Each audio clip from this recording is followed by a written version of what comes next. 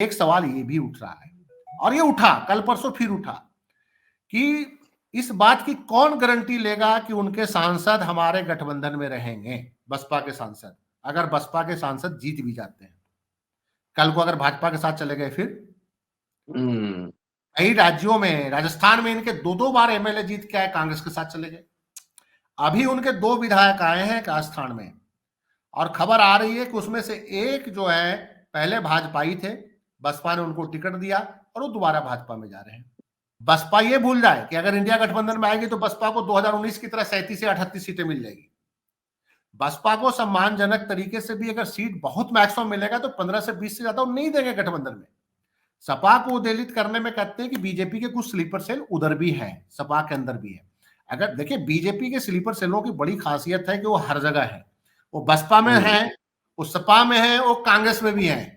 वो अलग अलग जगह अपने हिसाब से एक्टिव हो जाते हैं, जैसे ही इधर से इशारा होता है कि अब आप एक्टिव हो जाओ।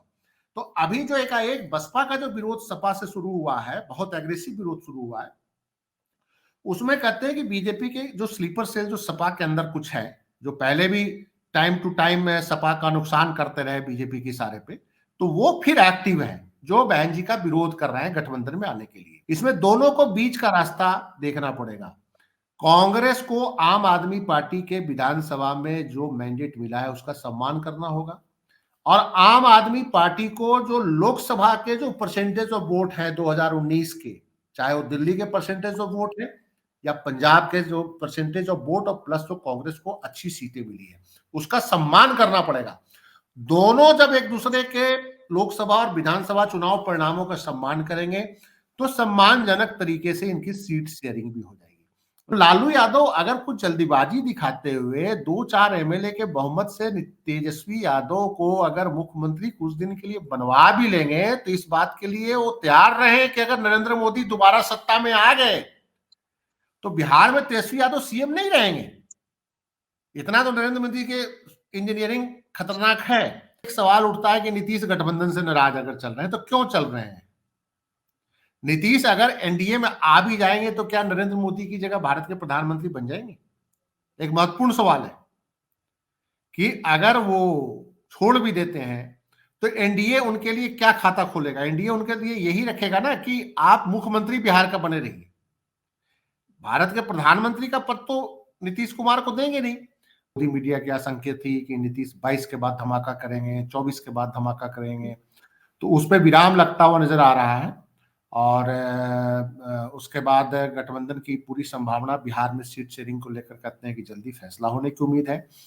और अभी तक जैसे केसी त्यागी ने जिस ढंग से आज बयान दिया है अधीर रंजन चौधरी को लेकर, उन्होंने कहा है कि अधीर रंजन चौधरी के बयान तो बीजेपी की मदद करने वाले हैं, तो उससे ये लगता है कि जेडीयू कांग्रेस गठबंधन छोड़ के जाने की स्थिति में नहीं है, न विचार कर रहा है।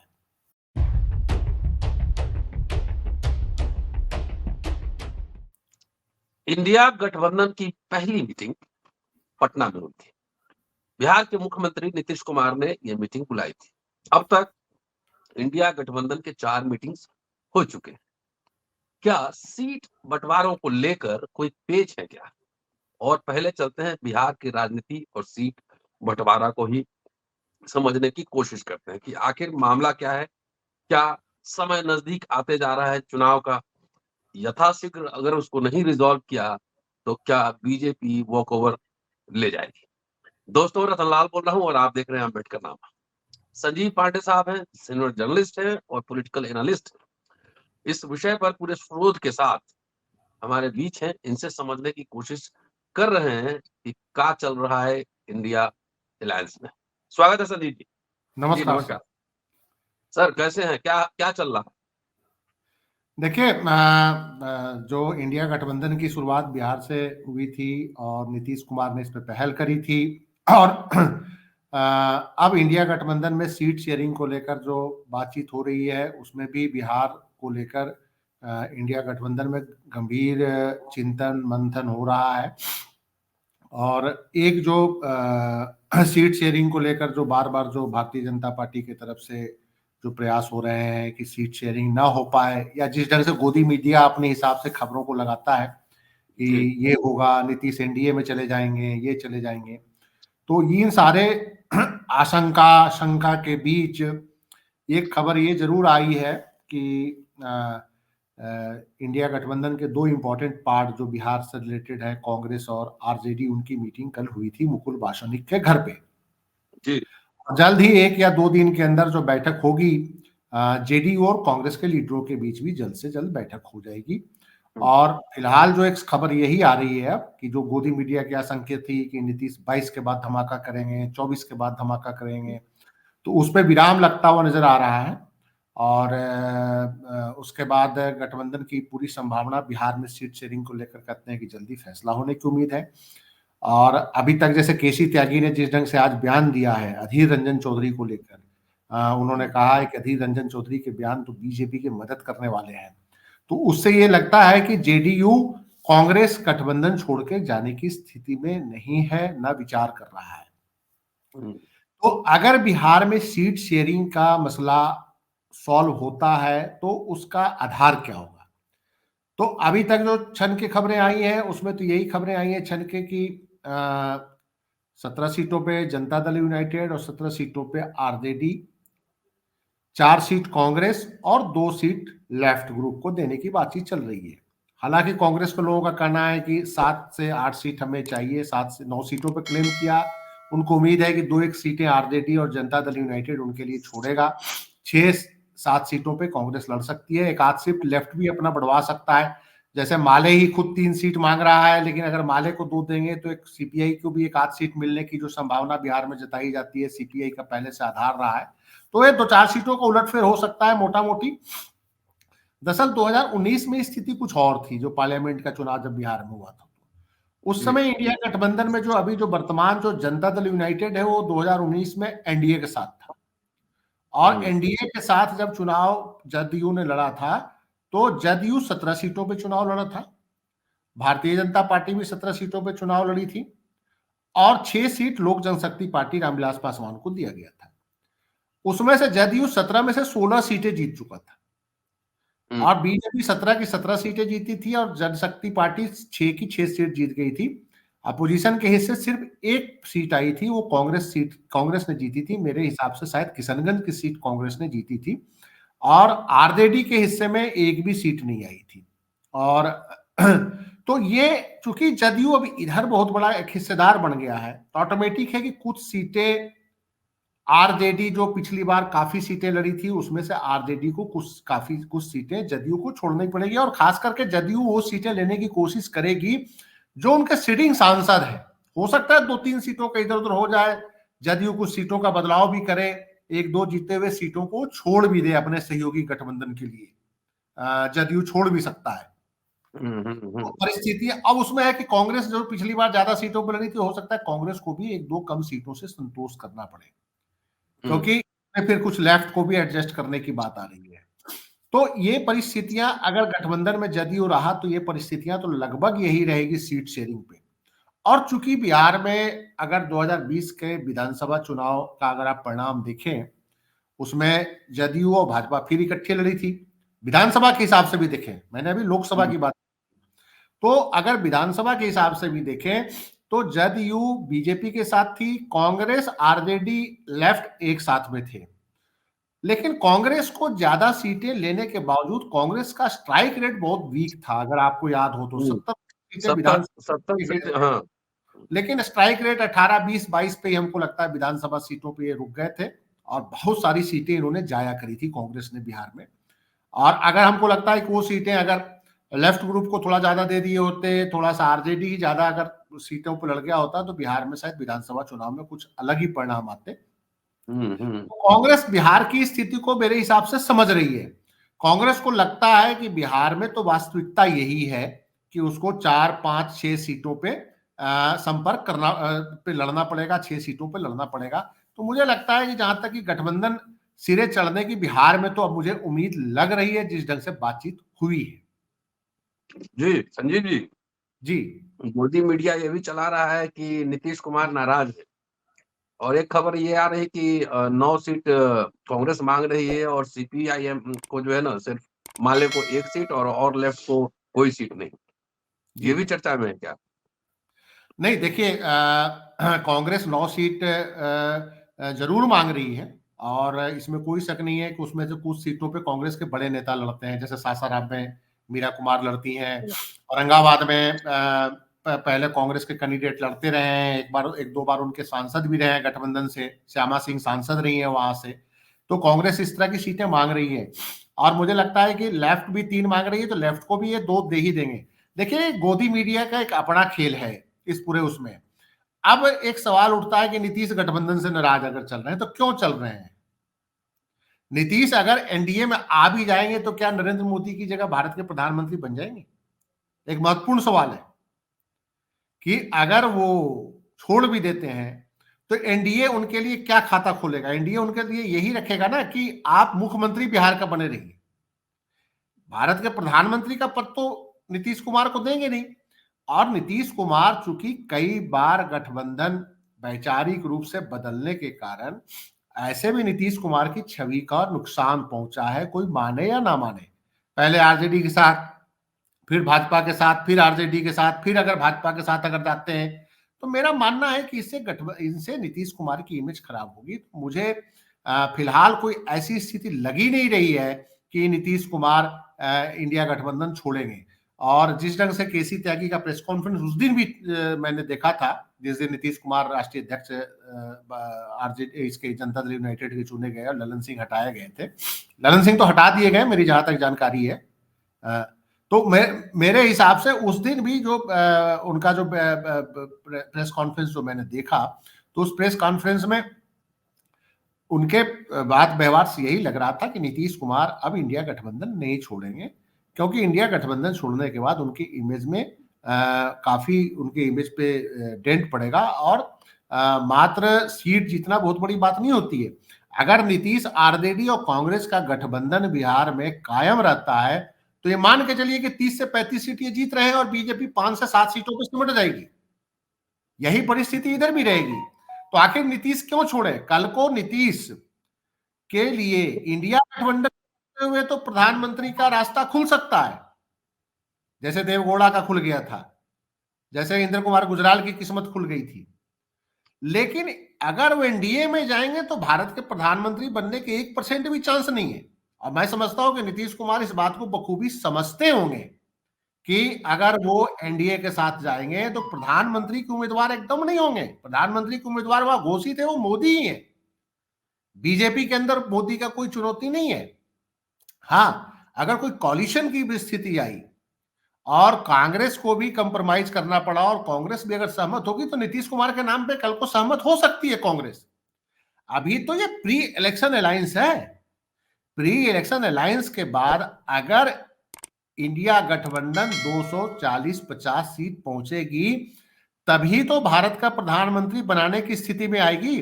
और 250-60 सीटों के अगर पहुंचने की स्थिति में इंडिया गठबंधन आ गई तो प्रधानमंत्री के एक संभावित उम्मीदवार नीतीश कुमार भी हैं, इसमें कोई शक नहीं है। अगर कल को कांग्रेस कहती है कि ठीक है हम प्रधानमंत्री के पद का सेक्रीफाइस कर रहे हैं, तो उसमें एक इंपॉर्टेंट उम्मीदवार के रूप में नीतीश कुमार उभर जाएंगे। इसमें नीतीश कुमार इस परिस्थितियों को समझ रहे हैं। लेकिन अगर वो एनडीए में जाएंगे तो भारत के प्रधानमंत्री के उम्मीदवार एकदम नहीं है, ये एकदम सच्चाई है। इस चीज को वो मान लें।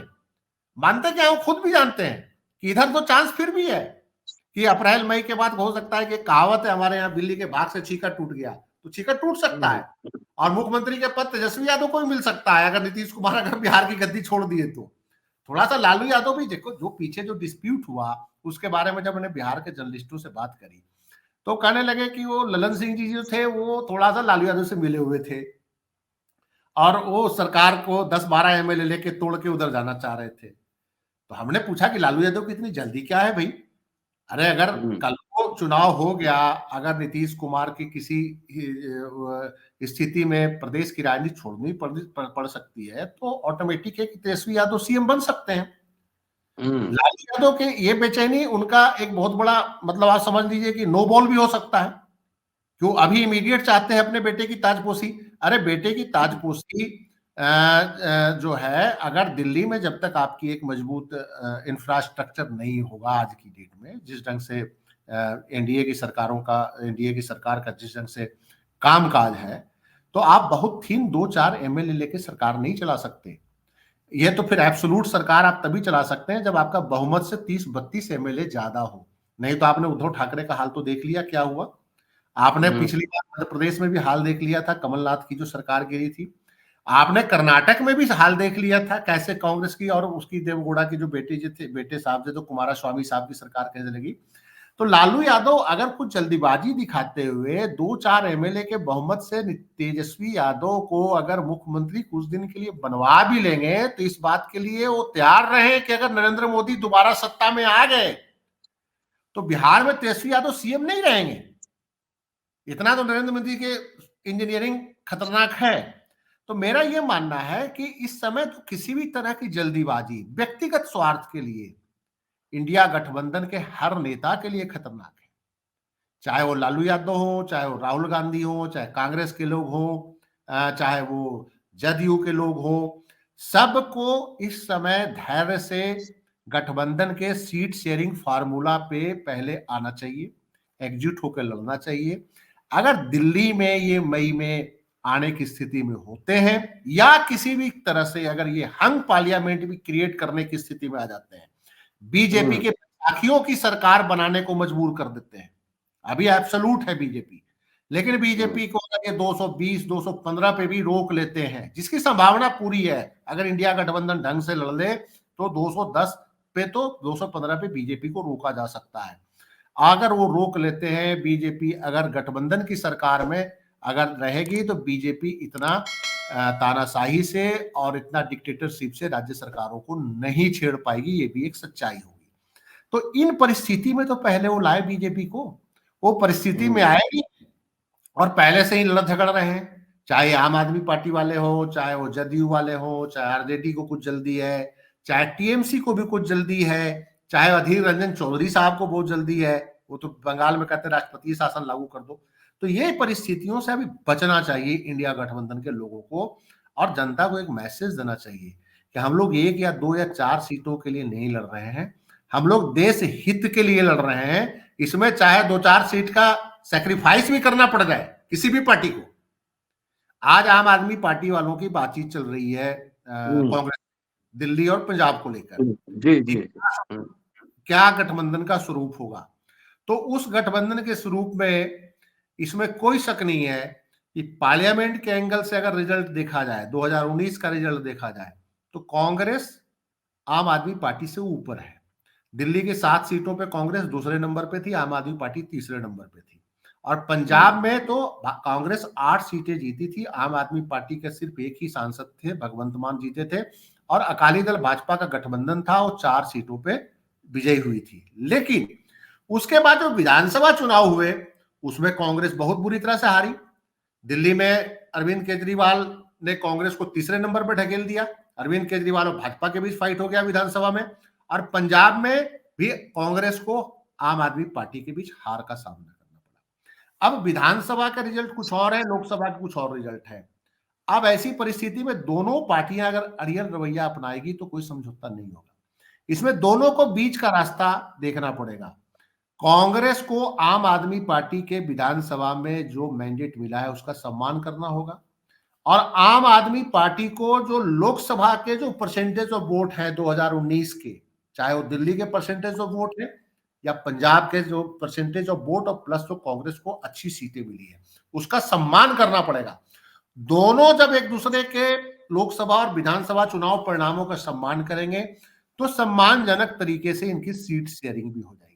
लेकिन दोनों अगर लड़ेंगे कि हम तो विधानसभा में तो 2 बार जीत गए, हम दिल्ली पंजाब में तो हमारे 92 सीटें आ गई, देखिए आपके तो 18 सीटें आई कांग्रेस को, अगर आप वाले ये कहें, या दिल्ली में कहें कि हम तो 3 बार लगातार विधानसभा जीत गए, और कांग्रेस ये कहेगी जी आप तो लोकसभा में तो परफॉर्म ही नहीं करते हो, पंजाब में तो मैं 8 सीटें जीत के आया हूं, आपका तो 1 ही सीट आया था, दिल्ली में आप तीसरे नंबर पे थे, आपको 18% वोट आया, मुझे 22% वोट आया लोकसभा में। अगर इस पे लड़ेंगे तो फिर सीट शेयरिंग का फॉर्मूला नहीं निकलेगा। तो एक कहावत है कि बुद्ध का जो मध्यम मार्ग है, बीच का रास्ता, उसको अपनाएं, और उस अपनाने के बीच का रास्ता अपनाने से इनके अच्छे परिणाम आएंगे। और जहां जहां थोड़े बहुत सीटों का डिफरेंस है, तो सीटों का डिफरेंस इससे मायना नहीं दे सकता है, सीट में विनेबिलिटी देखें, अपना नहीं कि हम सबसे बड़ी पार्टी है, हम सबसे छोटे पार्टी, हमको इतना दे दो, हमको इतना दे दो। ये ठोक बजा के देखें कि बीजेपी को हरा कौन सकता है। अरे भैया, सीट आप ले लो और जीत ही नहीं पाओगे। जैसे बिहार में 70 कांग्रेस ने ले तो लिया, लेकिन जीत नहीं पाए, तो फिर सीट लेके खराब क्यों कर रहे हो? तो ये हर दल को ये सोचना पड़ेगा, और उसके बाद ही ये जो है गठबंधन इनका कामयाब होगा। लेकिन अभी तक जो बातचीत चल रही है, उस बातचीत से इतना तो तय है कि गोदी मीडिया अभी तक डिफरेंस डालने में सक्सेस नहीं हो पाई है। कोशिश उन्होंने पूरी करी है कि इंडिया गठबंधन को किसी ढंग से डेली अपनी तरफ से सूत्रों के अनुसार, वो सूत्र कौन होते हैं समझ में नहीं आता, सूत्रों के अनुसार अब नीतीश एनडीए में जा रहे हैं, सूत्रों के अनुसार नीतीश कुमार, ललन सिंह और लालू जी यादव के उससे बहुत परेशान थे गठजोड़ से।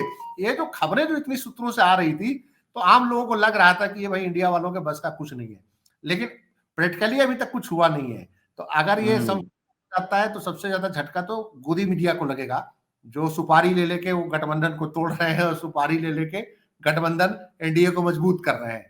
तो मुझे लगता है कि ये 2-4 दिन में क्लियर हो जाएगा। मेन हडल जो है, अगर बिहार का क्लियर हो जाता है और आपका क्लियर हो जाता है, तो मुझे लगता है कि अगले स्टेज में उत्तर प्रदेश का भी क्लियर हो जाएगा, जो जहां तक मुझे लग रहा है। उत्तर प्रदेश का आपने नाम लिया, प्रधानमंत्री के एक उम्मीदवार वहां से भी है। मायावती जी का नाम बड़ा बसपा के लोग उछाल रहे हैं, पहले प्रधानमंत्री का इनको चेहरा घोषित करें, उसके बाद अलायंस में आएंगे। अलायंस में आने का मूड तो दिख रहा है, लेकिन सपा बसपा के बीच जुबानी जंग भी जारी है। इसको कैसे देखा जाए? देखिए, मेरी बात सर सुनिए। सबसे ज्यादा लोकसभा में सांसद 50 कांग्रेस के हैं। वो खुद कह रहे हैं कि हम प्रधानमंत्री नहीं, कोई और बाद में तय कर लेंगे। प्रधानमंत्री खड़गे साहब का नाम जब आया, तो खड़गे साहब के नाम आने के बाद भी उन्होंने इनकार कर दिया। अब मुझे बसपा के समर्थकों के समझ में बात नहीं आती कि वो बहन जी को प्रधानमंत्री का उम्मीदवार किस बेस पे बनाना चाहते हैं। और अभी प्रधानमंत्री परसेंटेज ऑफ वोट या तो देख लें, या लोकसभा में सीटों की स्थिति देख लें, उसी के बेस पे बनाना चाहते हैं। तो मुझे तो लगता है कि इस तरह की बातें करके वो कहीं ना कहीं जो है एंटी बीजेपी अलायंस को सबॉटेज करने की पूरी कोशिश होती है, इस तरह की बातें करके। हाँ, ये कहें इंडिया गठबंधन में उनको लाया जाना चाहिए, और खास करके उत्तर प्रदेश में इंडिया गठबंधन में लाए जाने का लाभ भी मिलेगा, क्योंकि उनके पास आज भी 13% वोट उत्तर प्रदेश में है। और इंडिया गठबंधन में लाने के जो उनके खिलाफ कांग्रेस नहीं है, मेरे हिसाब से कांग्रेस तो उनसे पैरेलल बातचीत अभी भी चला रही है, लेकिन इंडिया गठबंधन में उनको खिलाफ सपा है। अब सपा को कौन उद्वेलित कर रहा है, सवाल ये है। सपा को उद्वेलित करने में कहते हैं कि बीजेपी के कुछ स्लीपर सेल उधर भी हैं, सपा के अंदर भी है। अगर देखिए, बीजेपी के स्लीपर सेलों की बड़ी खासियत है कि वो हर जगह है। वो बसपा में है, वो सपा में है, वो कांग्रेस में भी है। वो अलग अलग जगह अपने हिसाब से एक्टिव हो जाते हैं, जैसे ही इधर से इशारा होता है कि अब आप एक्टिव हो जाओ। तो अभी जो एक बसपा का जो विरोध सपा से शुरू हुआ है, बहुत एग्रेसिव विरोध शुरू हुआ है, उसमें कहते हैं कि बीजेपी के जो स्लीपर सेल जो सपा के अंदर कुछ है, जो पहले भी टाइम टू टाइम में सपा का नुकसान करते रहे बीजेपी के इशारे पे, तो वो फिर एक्टिव है, जो बहन जी का विरोध कर रहे हैं गठबंधन में आने के लिए। कांग्रेस सीरियस है गठबंधन के लिए, लेकिन बसपा के अंदर भी तो सपा के उसके बीजेपी की स्लीपर सेल है, जो कहते हैं प्रधानमंत्री बना दो। अरे भैया, आप ऐसी बात क्यों करते हो जो स्वीकार है ही नहीं? प्रधानमंत्री के लिए तो इंडिया गठबंधन में ही आपस में कोई सहमति नहीं है, कहते हो इलेक्शन के बाद देखेंगे। खड़गे साहब का जब प्रस्ताव रखा गया, अरविंद केजरीवाल ने रखा या ममता बनर्जी ने रखा, तो कांग्रेस ने मना कर दिया, क्योंकि कांग्रेस रियलिटी भी जान रही है इंडियन पॉलिटिक्स की, कि प्रधानमंत्री का उम्मीदवार घोषित करना खतरे से खाली नहीं है। अब अगर उनको घोषित, अगर आप गठबंधन में है नहीं, आपको प्रधानमंत्री, आपको तो गठबंधन में ही लेने के लिए सपा तैयार नहीं है, आप करो प्रधानमंत्री का उम्मीदवार घोषित कर दो। अरे पहले आपको वहां को लेने के लिए तो तैयार हो, लेने के लिए आपके सिंपैथाइजर कांग्रेस के लोग हैं, वो चाह रहे हैं कि आप आ जाओ। लेकिन वहां के जो सबसे बड़ा स्टेक होल्डर उत्तर प्रदेश के हैं, जो समाजवादी पार्टी है, जिसके विधानसभा में 100 से ज्यादा सीटें हैं, परसेंटेज ऑफ वोट उनको 32% वोट मिला है। आपका 13% वोट मिला है उत्तर प्रदेश में, उनको 32% वोट मिला है। वो आपको गठबंधन में लेने के लिए तैयार नहीं है, और आप सीधा कहते हो कि हमको प्रधानमंत्री का उम्मीदवार घोषित कर दिया। तो ये प्रैक्टिकल बात थोड़ी है। इसका मतलब आप गठबंधन में आने के लिए सीरियस नहीं हो। आप ये कहो कि हमारा 13% वोट है, हम सम्मान। पिछली बार देखिए 2019 का जब गठबंधन हुआ था, तो सपा ने 1 सीट ज्यादा बसपा को दिया था, 38 सीट दिया था, सपा 37 पे लड़ी थी। बसपा ये क्लेम कर सकती है कि चलिए 37 नहीं, अब कांग्रेस भी गठबंधन में आ जाएगी, आरएलडी भी गठबंधन में है। अब बसपा के लिए आरएलडी को तो इंडिया गठबंधन से आप बाहर कर नहीं सकते, बसपा के लिए आप कांग्रेस को तो इंडिया गठबंधन से बाहर कर नहीं सकते। तो बसपा को प्रैक्टिकली बात करना पड़ेगा कि आप 15 सीट चाहते हो, 20 सीट चाहते हो। बसपा ये भूल जाए कि अगर इंडिया गठबंधन में आएगी तो बसपा को 2019 की तरह 37 से 38 सीटें मिल जाएगी। बसपा को सम्मानजनक तरीके से भी अगर सीट बहुत मैक्सिमम मिलेगा तो 15 से 20 से ज्यादा वो नहीं देंगे गठबंधन में, क्योंकि बाकी लोग भी हैं। और फिर वो परसेंटेज ऑफ वोट बताएंगे सपा वाले कि हमारा इतना वोट, हम आपको क्यों दे दें, हमारा वोट परसेंटेज ऑफ वोट 31% है, वो हम लड़ेंगे 30 सीट पे और आप लड़िएगा 35 सीट पे, कैसे हो सकता है? वो कभी नहीं देंगे, ये प्रैक्टिकल बातें हैं। तो वैसे में दोनों तरफ से एक व्यवहारिक बात होनी चाहिए। अगर बसपा इंडिया गठबंधन में आने के लिए ऑनेस्ट है तो बसपा को पहले अपना पक्ष रखना होगा। देखिए, एक सवाल ये भी उठ रहा है, और ये उठा कल परसों फिर उठा, कि इस बात की कौन गारंटी लेगा कि उनके सांसद हमारे गठबंधन में रहेंगे, बसपा के सांसद, अगर बसपा के सांसद जीत भी जाते हैं, कल को अगर भाजपा के साथ चले गए फिर?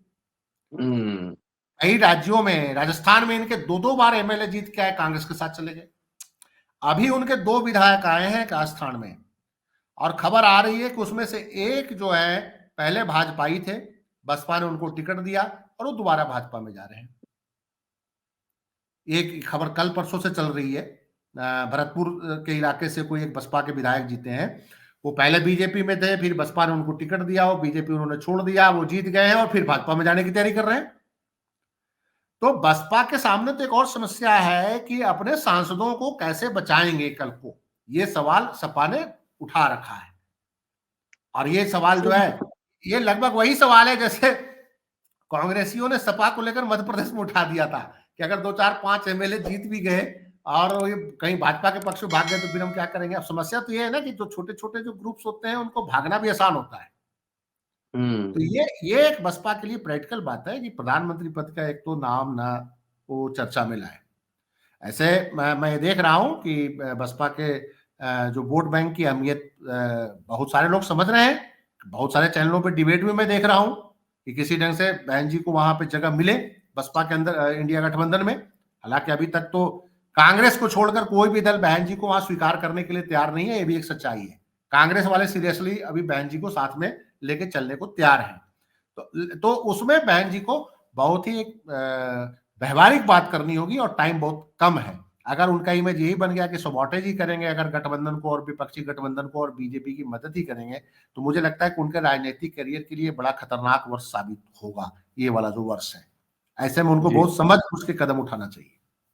जी, शुक्रिया संजीव जी। और दोस्तों, ये विस्तृत विश्लेषण इंडिया गठबंधन के मीटिंग के मायने, आखिर इंडिया गठबंधन में कौन बन रहा है मायावती के आने का रोड़ा, और स्लीपर सेल, हर पार्टी में बीजेपी के स्लीपर सेल हैं जो समय पर इशारा मिलने के बाद अपना काम शुरू कर देते हैं।